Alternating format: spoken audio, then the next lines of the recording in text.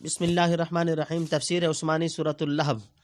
تبت یدا ابی لہب و تب، ٹوٹ گئے ہاتھ ابی لہب کے اور ٹوٹ گیا وہ آپ۔ نمبر 1، ما اغنی عنہ مالہ وما کسب، کام نہ آیا اس کو مال اس کا اور جو اس نے کمایا۔ نمبر 2، سیصلی نارا ذات لہب، اب پڑے گا ڈیگ یعنی لپیٹیں مارتی آگ میں۔ نمبر 3، وامرأتہ حمالۃ الحطب، اور اس کی جورو جو سر پر لیے پھرتی ہے ایندھن۔ نمبر 4، فی جیدہا حبل من مسد، اس کی گردن میں رسی ہے مونج کی۔ نمبر 5۔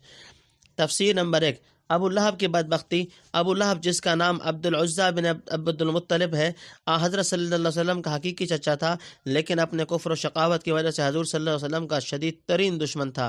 جب آپ صلی اللہ علیہ وسلم کسی مجمع میں پیغام حق سناتے، یہ بدبخت پتھر پھینکتا، حتیٰ کہ آپ صلی اللہ علیہ وسلم کے پائے مبارک لولہان ہو جاتے، اور زبان سے کہتا، لوگوں اس کی بات مت سنو، یہ شخص معاذ اللہ جھوٹا بے دین ہے۔ کبھی کہتا ہے کہ محمد ہم سے ان چیزوں کا وعدہ کرتے ہیں جو مرنے کے بعد ملیں گی، ہم کو تو وہ چیزیں ہوتی نظر نہیں آتی۔ پھر دونوں ہاتھوں سے خطاب کر کے کہتا، تبا لکما ما اری فیکما شیئا مما یقول محمد صلی اللہ علیہ وسلم، تم دونوں ٹوٹ جاؤ کہ میں تمہارے اندر اس میں سے کوئی چیز نہیں دیکھتا جو محمد صلی اللہ علیہ وسلم بیان کرتا ہے۔ ایک مرتبہ آپ صلی اللہ علیہ وسلم نے کوہ صفا پر چڑھ کر سب کو پکارا، آپ کی آواز پر تمام لوگ جمع ہو گئے۔ آپ صلی اللہ علیہ وسلم نے نہایت مؤثر پیرایا میں اسلام کی دعوت دی۔ ابو لہب کی گستاخیاں۔ ابو لہب بھی موجود تھا۔ بعض روایات میں ہے کہ ہاتھ جھٹک کر کہنے لگا، تبا لک سائر الیوم الہذا جمعتنا، یعنی تو برباد ہو جائے، کیا ہم کو اسی بات کے لیے جمع کیا تھا؟ اور روح المعانی میں بعض سے نقل کیا ہے کہ اس نے ہاتھوں میں پتھر اٹھایا کہ آپ صلی اللہ علیہ وسلم کی طرف پھینکے، غرض اس کی شقاوت اور حق سے عداوت انتہا کو پہنچ چکی تھی۔ اس پر جب اللہ کے عذاب سے ڈرایا جاتا تو کہتا، سچ مچ یہ بات ہونے والی ہے تو میرے پاس مال و اولاد بہت ہے، اس سب کو فدیے میں دے کر عذاب سے چھوٹ جاؤں گا۔ ابو لہب کی بیوی۔ اس کی بیوی ام جمیل کو بھی جناب نبی کریم پیغمبر علیہ السلام سے بہت ضد تھی۔ جو دشمنی کی آگ ابو لہب بھڑکاتا تھا، یہ عورت گویا لکڑیاں ڈال کر اس کو اور زیادہ تیز کرتی تھی۔ سورہ حاضہ میں دونوں کا انجام بتلا کر متنبع کیا کہ مرد ہو یا عورت، اپنا ہو یا بیگانہ، بڑا ہو یا چھوٹا، جو حق کی عداوت پر کمر باندھے گا وہ آخر کار ذلیل اور تباہ و برباد ہو کر رہے گا۔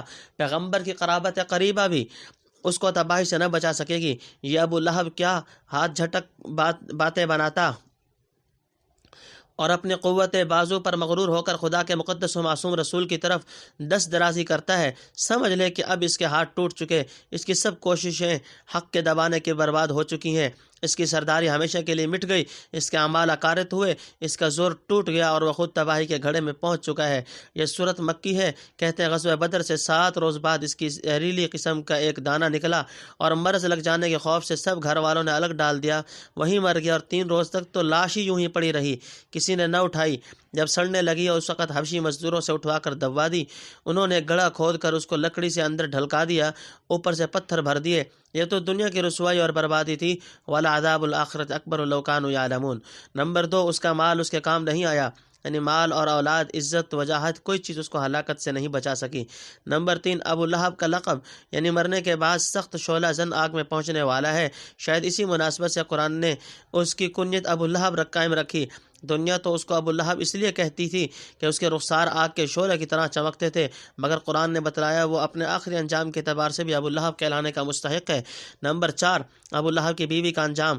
ابو لہب کی عورت ام جمیل باوجود مالدار ہونے کے سخت بخیل اور خست کی بنا پر خود جنگل سے لکڑیاں چن کر لاتی اور کانٹے حضرت کی راہ میں ڈال دیتی تاکہ حضور صلی اللہ علیہ وسلم اور آنے والوں کو تکلیف پہنچے۔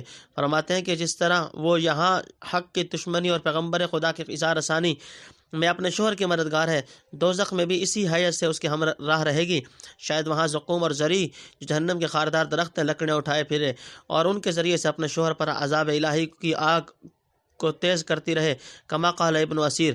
تنبیہ، بعض نے حمالۃ الحطب کے معنی چغل خور کے لیے ہیں، اور محاورات عرب میں یہ لفظ اس معنی میں مستعمل ہوتا ہے، جیسے فارسی میں بھی ایسے شخص کو ہیزم کش کہتے ہیں۔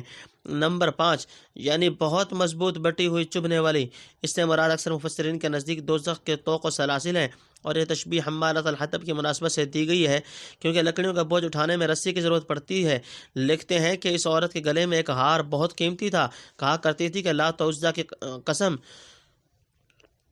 اس کو محمد صلی اللہ علیہ وسلم کی عداوت پر خرچ کر ڈالوں گی۔ ضرور تھا کہ دوزخ میں بھی اس کی گردن ہار سے خالی نہ رہے، اور عجیب بات یہ ہے کہ اس بدبخت کی موت بھی اسی طرح واقع ہوئی۔ لکڑیوں کے گٹھے کی رسی گلے میں آ پڑی، جس سے گلا گھونٹ کر دم نکل گیا۔ سورۃ اللہب اپنے اختتام کو پہنچی۔